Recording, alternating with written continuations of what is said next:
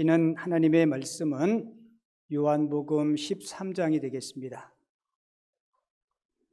신약성경 170쪽 요한복음 13장 31절로 35절까지. 성경 다 찾으셨죠? 교회 오시면 미리 성경을 찾으시고 오늘 본문을 먼저 한번 읽어보시고 2부 때 어느 분은 성경 봉독 끝날 때까지 성경 찾는 분이 계셨어요. 근데 여러분들이 미리 와서 찾으시고 찾다가 못 찾으시면 앞에 자막 보시고 그렇게 여러분들이 집중해서 말씀 읽었으면 좋겠습니다. 한 절씩 교독하죠. 그가 나간 후에 예수께서 이르시되 지금 인자가 영광을 받았고 하나님도 인자로 말미암아 영광을 받으셨도다. 만일 하나님이 그로 말미암아 영광을 받으셨으면 하나님도 자기로 말미암아 그에게 영광을 주시리니 곧 주시리라. 작은 자들아 내가 아직 잠시 너희와 함께 있겠노라. 너희가 나를 찾을 것이나 일찍이 내가 유대인들에게 너희는 내가 가는 곳에 올 수 없다고 말한 것과 같이 지금 너희에게도 이르노라. 새 계명을 너희에게 주노니 서로 사랑하라. 내가 너희를 사랑한 것 같이 너희도 서로 사랑하라. 35절은 함께 읽습니다. 너희가 서로 사랑하면 이로써 모든 사람이 너희가 내 제자인 줄 알리라. 아멘. 오늘 주님께서 주신 귀한 교훈을 가지고 서로 사랑하라는 제목으로 하나님이 주시는 은혜와 교훈을 함께 나누겠습니다. 같이 한번 해볼게요. 서로 사랑하라. 서로 사랑하자. 사랑하겠습니다.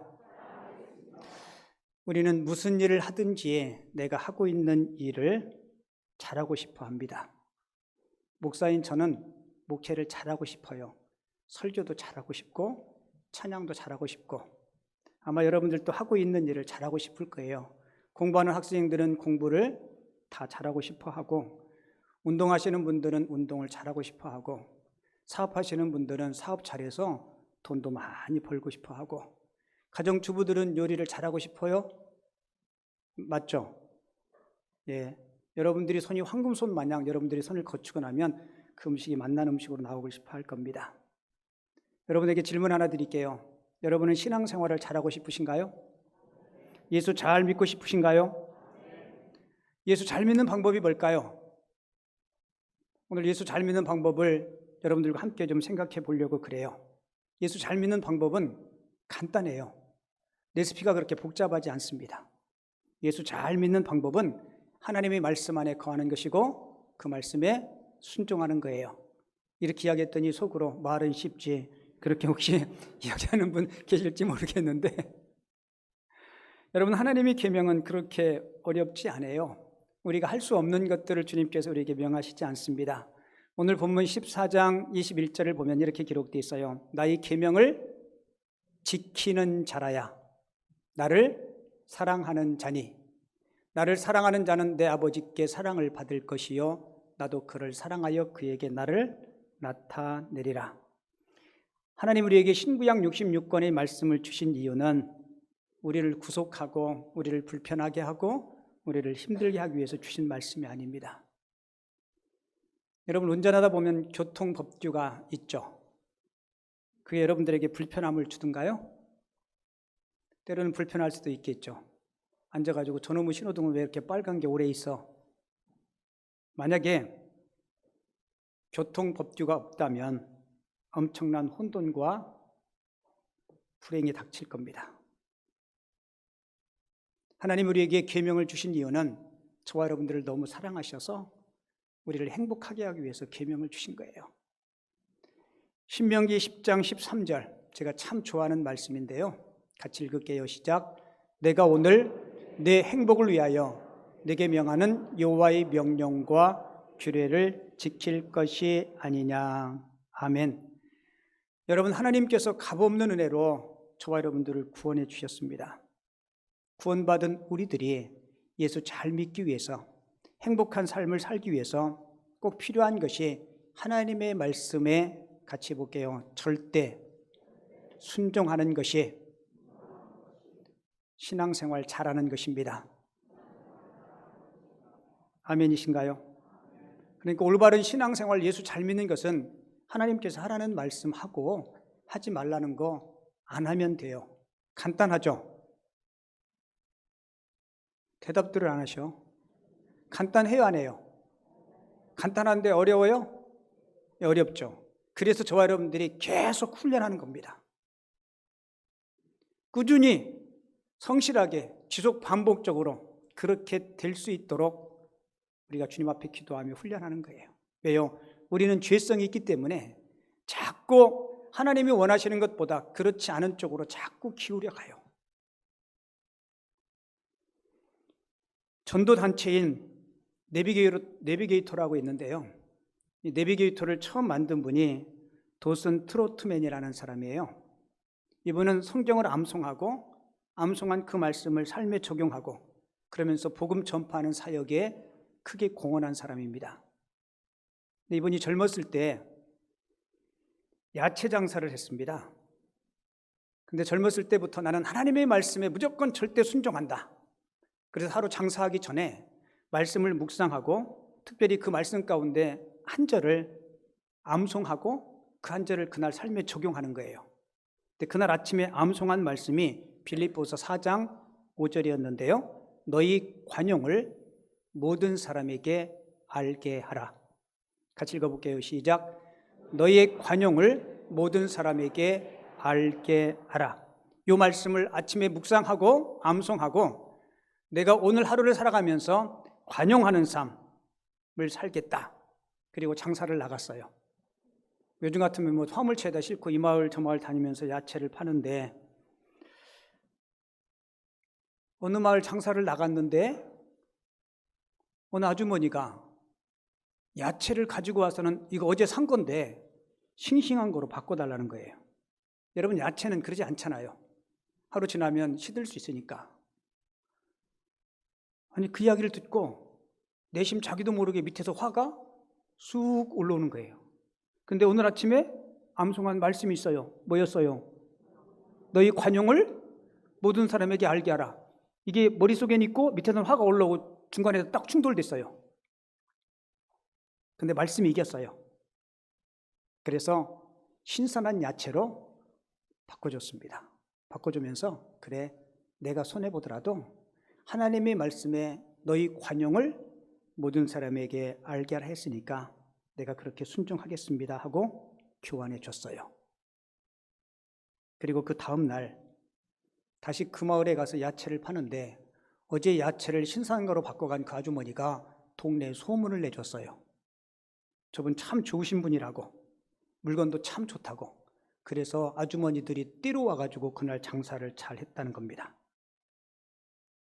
여러분 하나님 편에 서면 지금 당장 손해볼 수 있지만 궁극적으로는 절대로 손해보지 않습니다. 아멘 크게 하세요. 여러분 이게 신앙생활 잘하는 거예요. 여러분 한번 그렇게 해보세요. 하나님을 시험 삼아 한번 해보세요. 어느 분이 그러더라고요. 하나님을 한번 궁지에 몰아보시래. 내가 하나님 편에 섰고 하나님 말씀에 순종했는데 하나님께서 어떻게 일하시는가. 특별히 신구약 66권은 수많은 계명들이 많아요. 여러분 신구약 66권을 쫙 엑기스로 줄이면 딱 한 단어로 줄이면 무슨 단어로 줄일 수 있는지 아세요? 예, 맞습니다. 사랑이라는 단어로 줄일 수 있어요. 그래서 우리 기독교가 무슨 종교예요? 사랑의 종교입니다. 하나님께서 우리에게 주신 가장 최고의 계명, 최고의 율법은 사랑이에요. 사도 바울이 고린도 교회 성도들에게 편지하면서 우리가 사모해야 될 최고의 은사, 그게 뭐예요? 사랑이죠. 너희는 더욱더 큰 은사를 사모하라. 그리고 소개한 것이 고린도전서 13장의 사랑입니다. 성령의 9가지 열매 중에 가장 첫 번째 열매 또한 사랑이에요. 주님께서 주신 모든 계명, 그 계명 중에 율법의 완성은 사랑입니다. 그래서 우리 기독교가 사랑이에요. 여러분 오늘 요한복음 13장은 이렇게 시작해요. 6월절 전에. 그 6월절이 무슨 날인지 아세요? 예수님이 십자가에 달리시는 날. 그러니까 요한복음 13장은 내일 십자가상에서 죽으실 예수님이 마지막 날 제자들에게 주신 말씀이에요. 그러니까 이 말씀을 우리가 가볍게 들으면 안 돼요. 예수님은 생애 마지막에 제자들에게 주신 유언과 같은 말씀입니다. 마지막으로 제자들이 마음 가운데 꼭 새겨주고 싶은 말씀. 그래서 예수님은 그 말씀을 가르치시면서 먼저 제자들에게 섬김의 본을 보여주시죠. 허리에 수건을 차고 팔을 걷어붙이고 제자들의 팔을 씻어주십니다. 그리고 부탁한 게 뭐예요? 내가 너희를 사랑한 것 같이 너희도 서로 사랑하라. 이 사랑하는 삶을 마지막으로 당부하는 거예요. 우리 요한복음 쭉 공부했는데요. 요한복음에는 사랑이라는 말이, 사랑하라는 말이 56번 나온대요. 근데 재밌는 것은요, 예수님께서 마지막 요한복음 13장부터 쭉 기록한 마지막 고별 설교에 요한복음 전체에 56번 나온 사랑이라는 말이 44번이나 13장 이후에 집중해서 나와요. 그러니까 예수님은 마지막 제자들에게 남겨주고 싶었던 가장 핵심적인 주제, 그게 뭐예요? 사랑이에요. 자, 오늘 본문 34절 같이 읽어봐요. 새 계명을 너희에게 주노니 서로 사랑하라.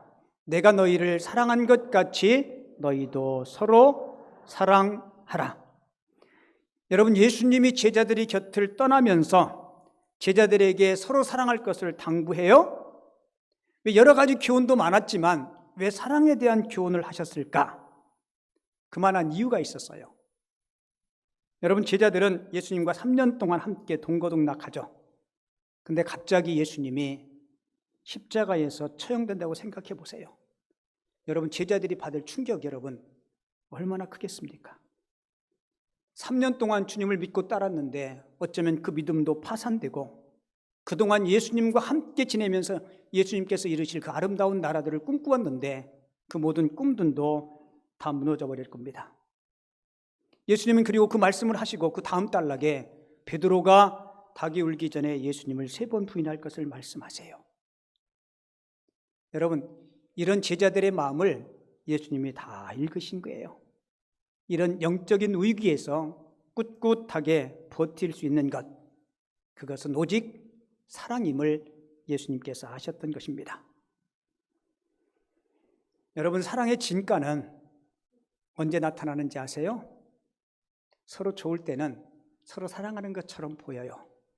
근데 진짜 사랑의 진가는 어려울 때 나타난 겁니다. 부족함이 없을 때는 서로가 좋고 사랑하는 것 같아요. 여러분, 사랑하는 거하고 좋아하는 거하고 많은 사람들이 헷갈려요. 사랑하는 거하고 좋아하는 거하고 같아요, 달라요? 뭐가 달라요? 단어가 달라요? 글씨가 다르죠.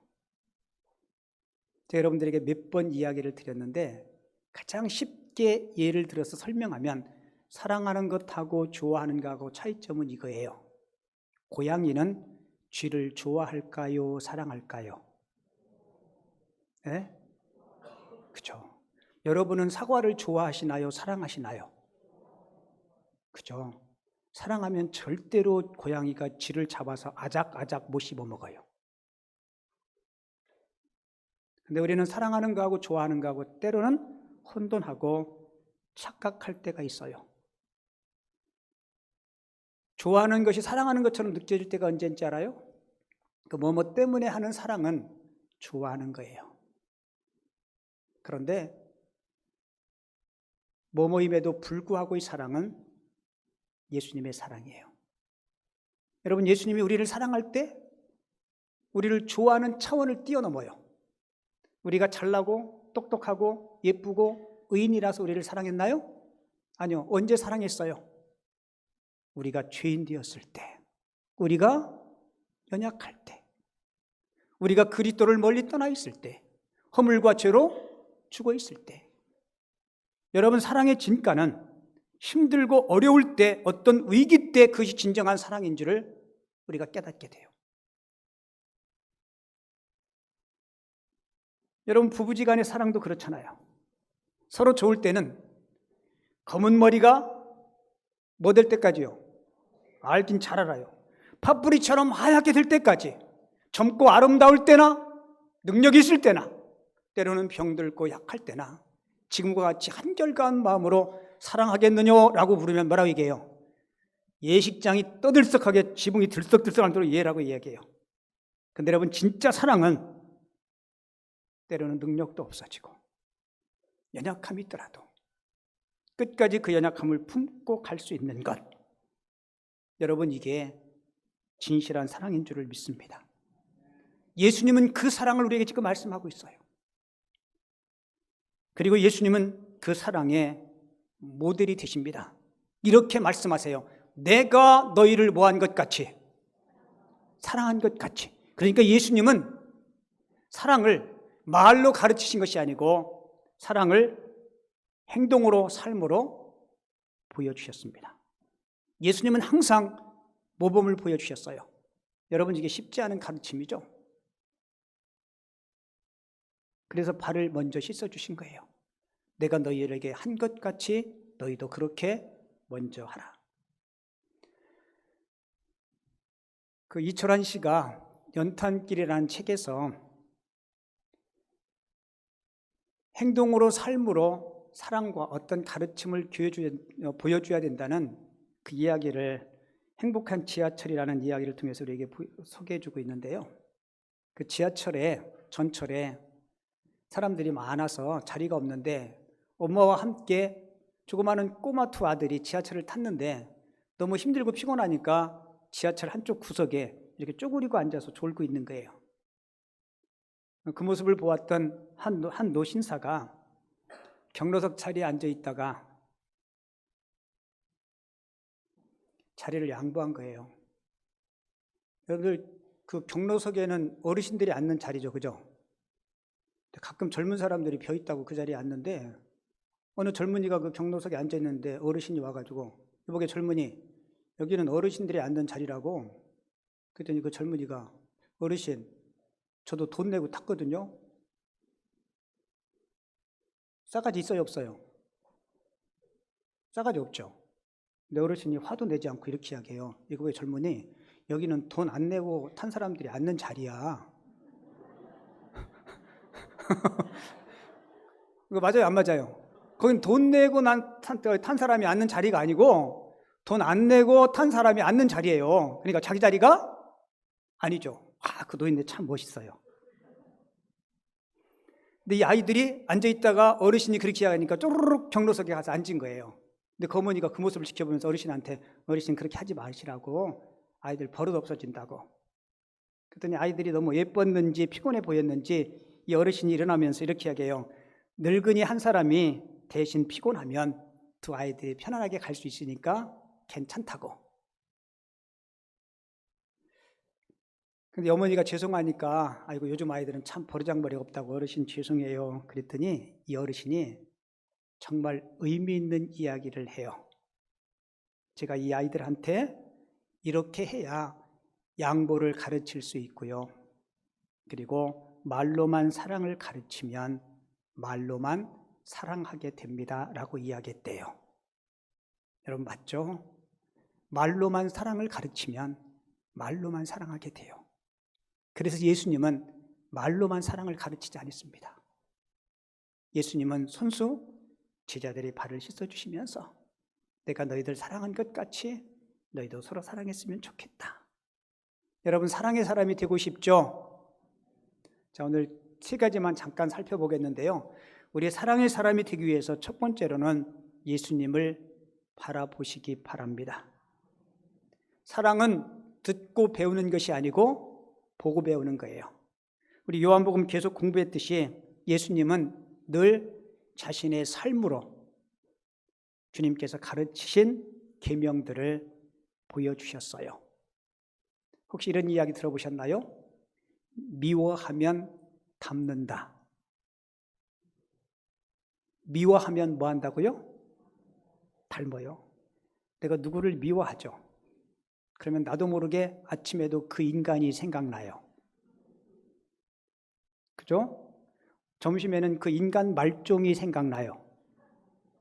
저녁에는 생각하지 않으려고 해도 그 인간이 내 머릿속과 내 마음속에 자리해요.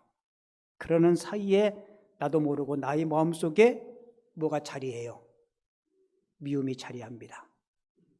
확실한 예 하나 들어볼까요? 옛날에 시집살이 호되게 당한 며느리, 시집살이를 당하면서 마음에 이런 다짐을 하죠. 나도 시어머니가 되면 독한 시집살이를 시켜야 되겠다. 이렇게 다짐할까요? 안 할까요? 어떤 다짐이에요? 나는 시어머니가 되면 절대로 독한 시집살이 시키지 않고 좋은 시어머니 되어야 하겠다. 그리고 막상 시어머니가 되면 다짐대로 될까요? 안 될까요? 안 돼요. 왜요? 미워하면 닮기 때문에 그래요. 그래서 우리가 누구를 본받느냐, 누구를 따르느냐, 여러분 이게 굉장히 중요해요. 요한복음을 기록한 사람이 누구예요? 요한. 예수님께서 요한을 처음 부르실 때 요한에게 붙여준 별명이 있어요. 우리 할렐루야 성가대 뭐였어요? 왜 저만 멀뚱멀뚱 쳐다봐요? 저쪽에서 이야기하네. 우리의 아들. 예, 누가 대답했는지 모르겠지만 점심 맛있게 드십시오. 우리의 아들이 무슨 뜻이에요? 천둥 번개 같은 사람. 그러니까 요한이 성격이 얼마나 다혈질인지, 얼마나 성격이 급한지 버럭 화내고 자기 자신을 잘 통제하지 못하는 그런 요한. 그 요한이 예수님과 함께 3년 동안 제자로서 사랑의 예수님을 봐요. 그러다 보니까 자기 마음속에도 그 주님의 사랑이 와요, 안 나요? 와요. 그래서 요한은 자기를 소개할 때마다 늘 주께서 사랑하시는 자라고 이야기해요. 그리고 밥 먹을 때도 항상 예수님 옆에서 비스듬히 누워가지고, 우리 신약 성경에 사랑장이라고 하는 장이 있죠. 사도 바울이 기록한 성경 어디예요? 고린도전서 13장이 사랑장이에요. 내가 사람의 방언과 천사의 말을 할지라도 사랑이 없으면 아무것도 아니에요. 사랑은 언제나 오래 참고, 그러면 사랑에 대한 이야기를 쭉 해요. 근데 여러분, 신약 성경에 고린도전서 13장 사랑장 말고 제2의 사랑장이 있는 거 아시나요? 예, 요한복음 3장 16절은 요한복음 전체 요절이고 성경의 전체 요절이고, 요한복음 13장, 예, 그걸 일컬어서 학문적인 용어로 찍었다라고 이야기하는 거예요. 가르쳐 드릴게요. 사도 요한에 의해서 기록한 요한 1서 4장입니다. 그게 제2의 사랑장이에요. 어디가요? 요한 1서 4장. 자, 요한에 의해서 기록한 제2의 사랑장을 같이 한번 읽어볼게요. 요한 1서 4장 7절부터 12절까지 우리 천천히 같이 읽어요. 시작. 사랑하는 자들아, 우리가 서로 사랑하자. 사랑은 하나님께 속한 것이니 사랑하는 자마다 하나님으로부터 나서 하나님을 알고, 사랑하지 아니하는 자는 하나님을 알지 못하나니 이는 하나님은 사랑이심이라. 하나님의 사랑이 우리에게 이렇게 나타난 바 되었으니 하나님이 자기 독생자를 세상에 보내심은 그로 말미암아 우리를 살리려 하심이라. 사랑은 여기 있으니 우리가 하나님을 사랑한 것이 아니요 하나님이 우리를 사랑하사 우리 죄를 속하기 위하여 화목제물로 그 아들을 보내셨음이라. 사랑하는 자들아, 하나님이 이같이 우리를 사랑하셨은즉 우리도 서로 사랑하는 것이 마땅하도다. 어느 때나 하나님을 본 사람이 없으되 만일 우리가 서로 사랑하면 하나님이 우리 안에 거하시고 그의 사랑이 우리 안에 온전히 이루어지느니라. 아멘. 누가 기록했어요? 제2의 사랑장을? 요한이. 어떻게 요한이 사랑의 사람이 됐어요? 예수님을 바라볼 때, 예수님의 계명을 마음에 두고 그 계명에 순종할 때. 여러분, 우리도 사랑의 사도 요한처럼 주님 바라봄으로, 주님의 말씀과 계명을 지킴으로 사랑하는 사람, 사랑받는 사람, 사랑을 실천하는 사람들이 꼭 되어줄 수 있기를 주님의 이름으로 축원을 드립니다. 그리고 사랑의 사람이 되기 위해서 두 번째 요소는 위로하는 삶.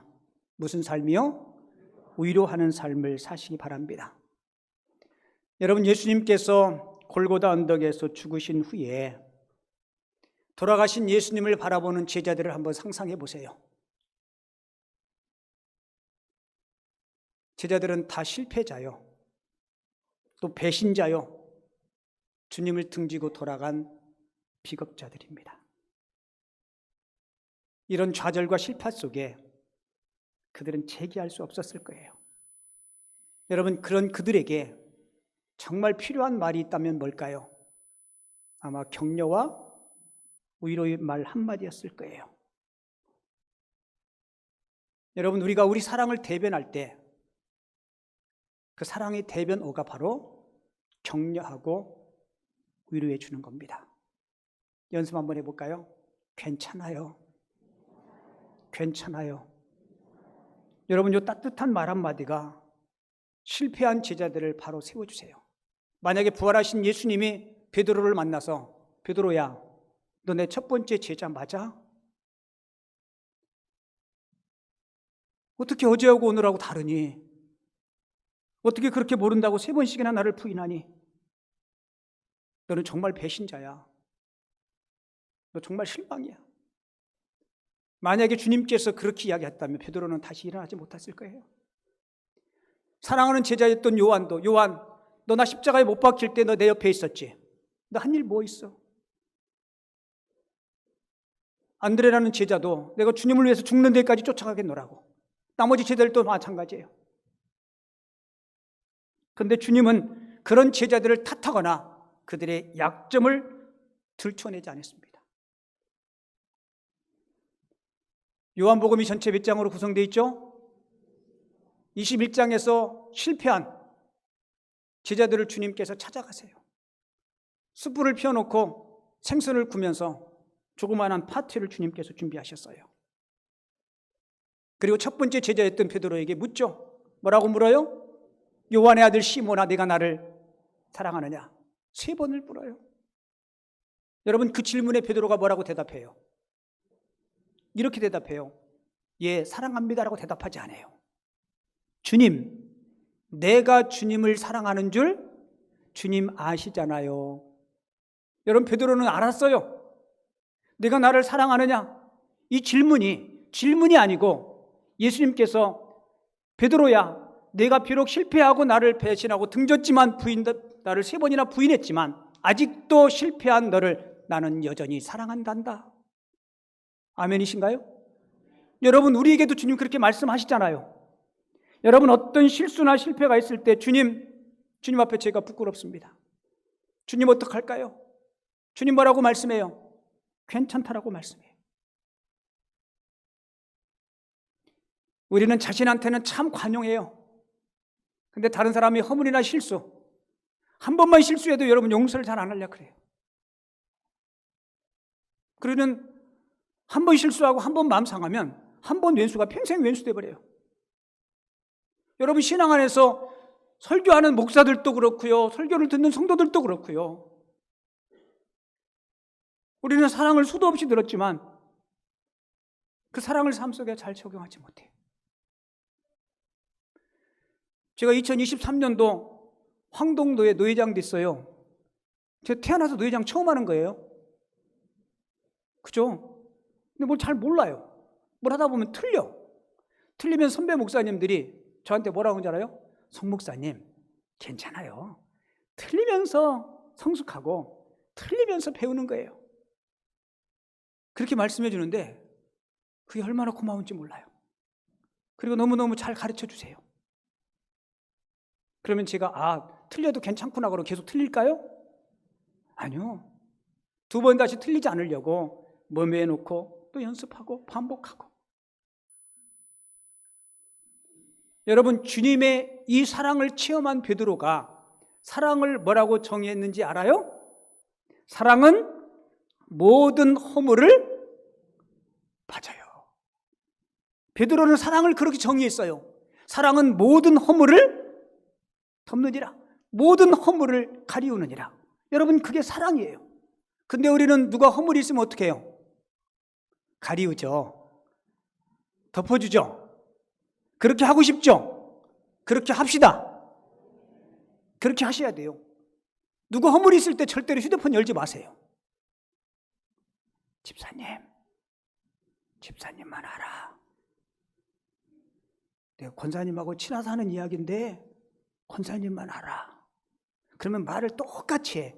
권사님, 내가 누구한테 들은 이야기인데 권사님만 알아. 24시간, 48시간 지나면 내 귀에 들어와. 목사님만 아세요. 내가 누구라고는 말하지 않을게요. 한 대 줘받고 싶어. 저는 누가 그런 이야기하면 저는 화제를 바꿔요. 여러분, 그거 사랑 아니잖아요. 우리 신앙의 가족이잖아요. 예수님의 피를 함께 나눈 우리 신앙의 가족이잖아요. 우리 형님이 없어서 내가 하는 이야기인데 바로 위에 형님이 저보다 3살 많은데요. 중학교 다닐 때까지 오줌 쌌어요. 우리 형 영상 보면 안 되는데 뭐 지난 일이니까. 근데 바로 위에 형하고 이게 잘 다투잖아요. 그죠? 친하면서도 자주 다쳐요. 제가 진짜 화나면요 형한테 이렇게 얘기해요. 아이고 오줌 싸는 주제. 그리고 도망가죠. 얻어 터지니까. 그런데요 한 번도 집 밖에 우리 친구들이나 동네에 우리 형 오줌 싼다라고 이야기하지 않았어요. 왜요? 내 형이니까. 미운이 고우되게 내 형이니까. 여러분들이가 신앙의 가족 아니에요. 좀 더 성숙하면 신앙의 가족을 뛰어넘어서 도슨 트로트맨처럼 너희 관용을 모든 사람에게 알게 하라. 그래, 내가 손해보더라도 그래, 내가 야채 바꿔주지. 지금 우리가 그런 그리스도의 정신을 놓쳤어요.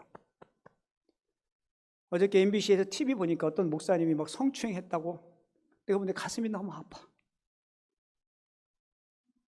그러니까 교회가 세상 사람들에게 지탄의 대상이 돼요. 어디 가서 제가 목사입니다라고 이야기하면 사람들 위아래 훑어봐요. 전에 한번 청년들 데리고 중국 선교 여행을 갔는데 제가 청년들한테 그랬어요. 너희들 가서 나 부를 때 영환이 형 이렇게 부르라 그랬어요. 목사님 이렇게 부르지 말고 형이라고 부르라고. 근데 연습을 시켰어요. 그랬더니 영환이 형, 여러분 목사님한테 이름 부르면서 형이란 말이 잘 안 나오고 훈련이 안 되면 몇 번 훈련시켰어요. 만리장성을 갔는데 내가 저만큼 가고 있는데 저 뒤에서 저를 불러요. 뭐라고 불렀게요? 목사님 형 이렇게 불렀어요. 그랬더니 사람들이 다 쳐다보는 거야. 근데 속으로 목사님이라고 부르지 말랬잖아요. 그랬더니 입에 배서. 여러분 과거에는 그렇지 않았잖아요. 내가 교회 다니는 집사님이십니다. 그러면 그게 우리의 신용이 됐는데 지금은 어디 가서 집사님, 장로님, 목사님이라고 이야기해줘도 아무 사람들이 이를 신뢰하거나 믿지 않아요. 왜요? 우리가 주님 말씀대로 살지 못해서 그래요. 예배당 안에서 설교 들을 때 아멘하고 그게 끄덕거리지만 여러분들이 가정에서, 여러분들이 삶의 직장에서 단 요만큼도 양보하지 않고 요만큼도 손해보려 하지 않아요. 여러분 꼭 기억하세요. 사랑은, 희생이 없는 사랑은 거짓입니다. 주님은 우리를 사랑하시기 때문에 목숨까지 내놓으셨어요. 그 스승께서 무릎 꿇고 제자들의 발을 씻어주셨어요. 내가 너희를 사랑한 것 같이 너희도 그렇게 사랑하라. 여러분 이 사상이 참 귀하잖아요.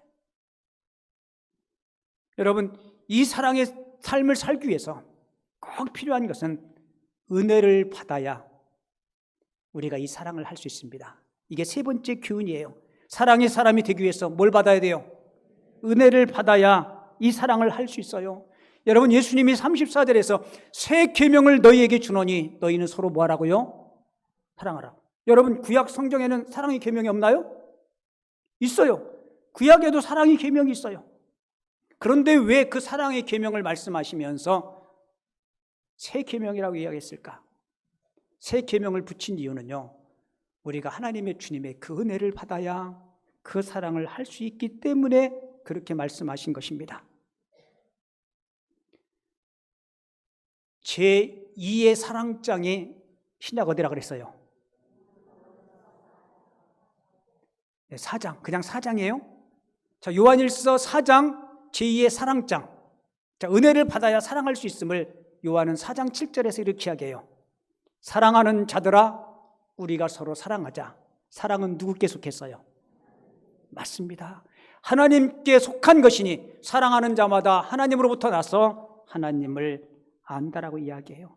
세상적인 사랑이 아니라, 끈달린 사랑이 아니라, 조건 있는 사랑이 아니라 하나님의 사랑을 체험하고 그 사랑으로 인해서 우리가 그 사랑이 될 수 있음을, 그 사랑의 사람이 될 수 있음을 꼭 기억하시기 바랍니다. 사랑을 하며 살면요, 여러분 행복해져요. 그리고 사랑을 하면은 뒤 말씀해 주셔야 되는데, 예, 사랑을 하면은 예뻐져요. 맞아요, 안 맞아요? 누군가를 미워하면 어떻게 돼요? 흉해져요. 제가요, 우리 성도님들의 얼굴을 이렇게 쫙 보잖아요, 그죠? 그러면 얼굴은 예쁘고 아름다운데 얼굴에 근심 걱정이 있는 분이 있어요. 그죠? 삶이 힘들고 관계가 어려우면요, 얼굴에 나도 모르게 뭐가 생겨요? 수심이 생겨요. 그래서 우리가 그렇게 해가지고, 저분은 참 예쁜데 얼굴에 뭐가 있다고요? 그늘이 있다는 얘기 듣죠. 여러분, 얼굴은요, 여러분들이 파운데이션 진하게 바르면 하얗게 할 수 있어요. 근데 얼굴의 표정은 여러분들이 바꿀 수 없어요. 맞아요, 안 맞아요? 맞죠? 요즘 한국교회가 많이 힘들어요. 우리 노예 때 목사님들 얼굴을 딱 보잖아요. 그러면 교회가 어떤지 얼굴에 쓰여 있어요. 힘들다, 어렵다 이렇게 써 있는 분이 있어요. 특별히 사모님들의 얼굴을 보면 알 수 있어요. 그래도 목사는 앞에 나와서 이야기도 하고 설교도 하고 그러니까 조금 스트레스 풀리는데, 사모는 지죽은 듯이 가만히 있어야 돼요. 여러분, 사모 자리가 참 어려워요. 그죠? 화장을 조금 진하게 하면 너무 거시기 같다 그러고, 안 하면 얼굴 화장도 안 한다 그러고, 옷도 좀 신경 써서 입으면 너무 사치한다 그러고, 그냥 수수하게 입으면 옷 좀 신경 써서 입지 그러고, 밥도 많이 먹으면 많이 처먹는다 그러고, 안 먹으면 또 입도 짧다 그러고, 이게 참 힘들어요. 누구 장단에 맞춰야 되는지. 제가 교회 개척하고 여러 해 지나고, 제가 처음 교육전도사 할 때 그 목사님이 생각이 나서 한번 인사차 한번 갔어요. 그러니까 꽤 한 15년 정도 지난 거죠. 그래서 가서 목사님 인사하고 그랬더니 목사님이 첫 말씀이 그래요. 제 아내를 보면서 사모 얼굴을 보니까 내 마음이 편하다. 근데 내가 목사님 점쟁이에요? 그랬더니 점쟁이는 아닌데 목회 오래 하다 보니까 사람들이 표정이 보여진대요. 여러분, 사랑하면 어떻게 된다고요? 예뻐져요. 그리고 사랑하면 하나님이 영광을 받으시고, 사랑하면 여러분들의 삶에 기쁨이 있고 여러분들의 주변 사람들에게도 선한 영향력을 끼칠 줄을 믿습니다. 사랑하면 하나님이 축복해 주세요. 이야기 하나 하고 마칠게요. 미국의 프로 골프 선수가 사우디아라비아 왕의 초청을 받았어요. 그 왕이 골프를 좋아하나 봐요. 그래서 프로 선수가 사우디아라비아 왕의 초청을 받고 가서 한 2-3시간 같이 골프를 즐겼습니다. 이 왕이 너무 좋은 거예요. 유명한 프로 선수가 와서 자기와 함께 골프도 가르쳐주고 골프를 하니까. 왕이 골프 끝난 후에 고마워서 내가 자네에게 선물 하나 주고 싶은데 뭘 줄까? 여러분, 사우디아라비아 왕이면 부자예요. 그랬더니 이 골프 선수가, 저는 왕하고 골프를 친 이 자체만도 저에게 큰 선물이니까 선물 안 주셔도 괜찮다고. 근데 왕이 굳이 준다는 거예요. 이 골프 선수가 그러면 골프채 하나만 선물로 달라고. 그렇게 얘기를 하고 본국으로 돌아왔어요. 돌아온 후에 어느 골프채가 올까 궁금할까요, 안 할까요? 왕이 보내는 골프채인데 혹시 황금으로 된 골프채를 보낼까, 아니면 다이아몬드가 박힌 골프채를 보낼까? 그리고 2주 지났는데 큰 소포나 박스가 올 줄 알았는데 딸랑 편지 한 통이 온 거예요. 실망해서 편지를 뜯어서 읽어보았는데 편지 내용인즉 자네가 시간 내서 멀리까지 와서 나와 함께 시간을 함께하고 운동할 수 있어서 내가 참 행복했다고, 자네를 위해서 선물 하나 준비했는데 기쁘게 받아주었으면 좋겠다고, 그리고 그 밑에 이렇게 써 있어요. 자네를 위해서 골프장 하나를 만들어 주겠다는 겁니다. 와, 놀랄 줄 알았어요. 왕의 생각과 골프 선수의 생각은 다릅니다. 골프 선수 생각은 고작 골프채 하나, 왕의 생각은 골프장. 여러분, 한 나라의 왕과 골프 한번 쳐줬는데도 그에게 기쁨을 줬더니 골프장을 선물로 준대요. 그런데 만왕의 왕이신 우리 하나님의 기쁨을 위해서 저와 여러분들이 사랑을 실천하고 사랑에 순종하는 삶을 살면 하나님은 영원한 천국 기업을, 골프장과 비교할 수 없는 그 기업을 우리에게 선물로 주시고 여러분들의 삶에도 풍성함을 주께서 허락해 주실 줄을 믿습니다. 우리 모두 사랑을 실천하고 예수님처럼 사랑하는 삶을 살아갈 수 있는 사랑의 사람들이 되어줄 수 있기를 주님의 이름으로 축원을 드립니다.